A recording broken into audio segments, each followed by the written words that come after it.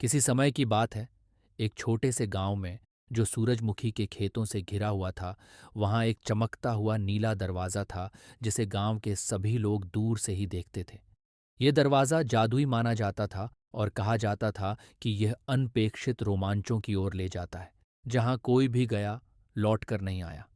लेकिन छोटी मियाँ, जो बहुत जिज्ञासु और बहादुर लड़की थी, इस दरवाजे के पीछे क्या है, ये जानने से खुद को रोक नहीं पाई।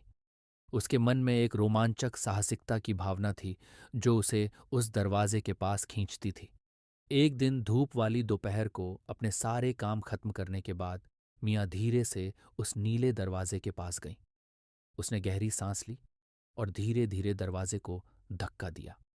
उसके आश्चर्य का ठिकाना नहीं रहा जब उसने देखा कि दरवाजे के पीछे एक सुंदर बगीचा था, जो रंग बिरंगे फूलों और दोस्ताना जानवरों से भरा हुआ था। वह वहां की खूबसूरती से मंत्रमुग्ध हो गई। मियाँ का स्वागत एक बुद्धिमान पुराने कछुए ने किया, जिसने एक छोटी टोपी और गोल चश्मा पहना हुआ था।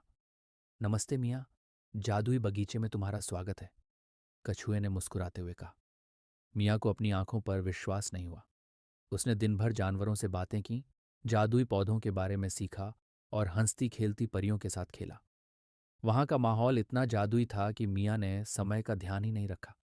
जैसे ही सूरज ढलने लगा, कछुए ने मियाँ को याद दिलाया कि अब घर लौटने का समय हो गया है।